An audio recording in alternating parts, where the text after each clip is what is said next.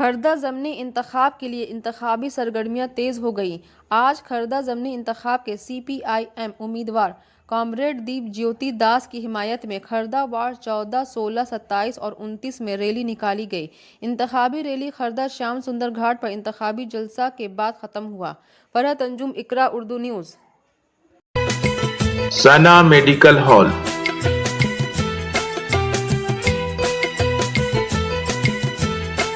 10% discount on every medicine. Oxygen cylinder also available.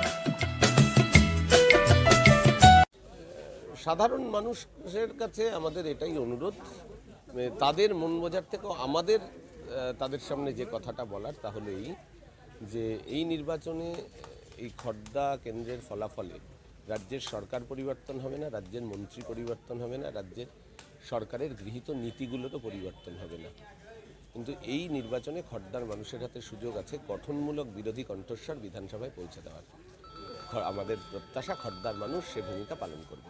এই প্রশ্নটা contradictory, জিতে আসার পরে মানুষ 30 তারিখ ঠিক করবে কে জিতবে কে হারবে, কিন্তু একজন নাগরিক হিসেবে, মানুষ হিসেবে আমি মনে করি খর্দা যে ইনফ্রাস্ট্রাকচারের উপর দাঁড়িয়ে আছে সেই ইনফ্রাস্ট্রাকচার বামফ্রন্টের সময়ে তৈরি। তৃণমূল কংগ্রেসের সরকার আসবার পর বেশ কিছু চটকদারিত্ব হয়েছে, শ্মশানের ক্ষেত্রে ওরা একটা কাজ করেছে, এটা ঠিক, কিন্তু বাদবাকি সবটাই লোক দেখানো, রংচঙে ব্যাপার। ইনফ্রাস্ট্রাকচারাল ডেভেলপমেন্ট বলতে আমরা যা বুঝি বেসিক, যার উপর দাঁড়িয়ে থাকে একটা ছোট্ট শহর, সেরকম এখানে 2011-এর পরে কিছু হয়নি। Shyama Medical Store on medicine 15% discount, 6% discount on food and OTC products up to 3 kilometer, home delivery free.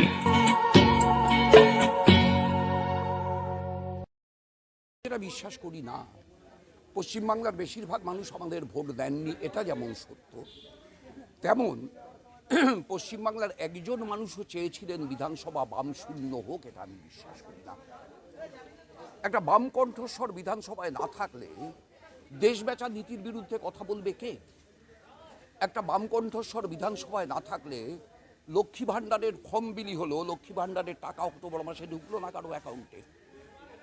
Budget বহির্ভূত ব্যয়, অর্থনৈতিক দুরাচার, কথা বলবে কে?